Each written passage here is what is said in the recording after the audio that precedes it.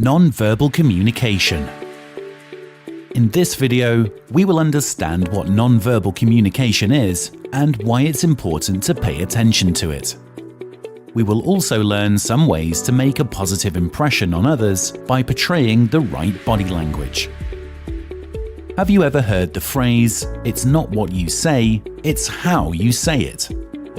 Whether we realize it or not, we react to nonverbal signs more than to the actual words people speak.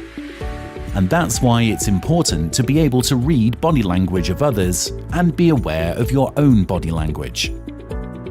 But what is nonverbal communication and how does it affect others' opinion of us?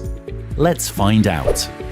Nonverbal communication is the message you send to others through facial expressions, the tone and pitch of your voice, gestures, hand and body movements, and so on.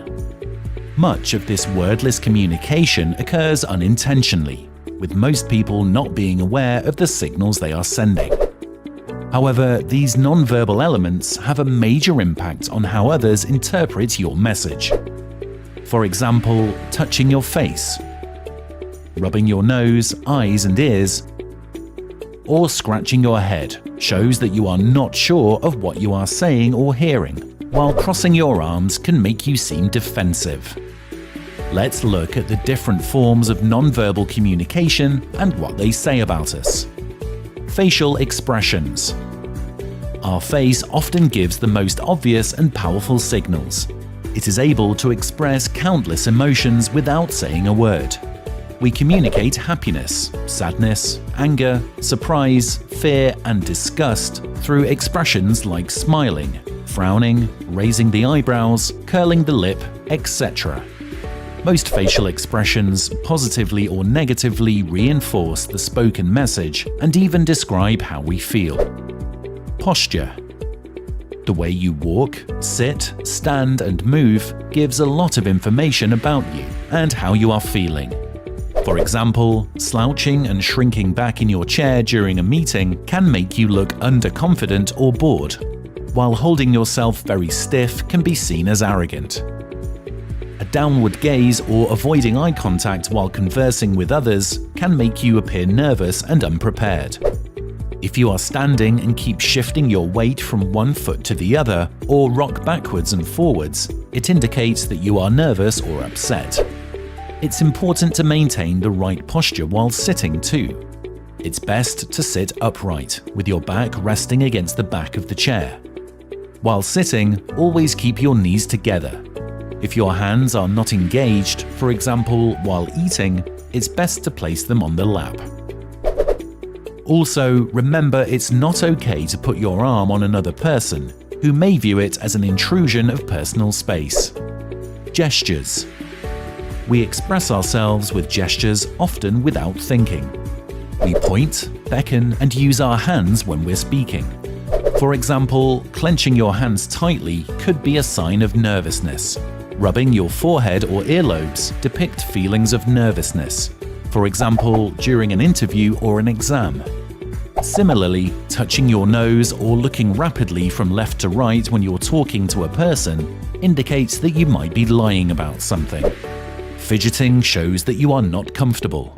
Similarly, drumming your fingers on a desk, tapping your foot on the floor, or playing with your pen during a meeting or a conversation are rude things to do in an office and should always be avoided. Touch. We often shake hands with people when we meet them. Our handshake also speaks volumes about us. A limp handshake shows nervousness and low self-esteem. A very tight and hard handshake signifies dominance and authority. It even signals intimidation. A firm handshake is seen as a sign of confidence and is the best way to shake hands. While a handshake is a powerful greeting and interactive tool, it is best to avoid touching others at work in any other manner. This means that you do not touch them on the arm or pat them on the back while you are speaking to them. Always maintain at least an arm's length of distance when talking to someone at the workplace. Space.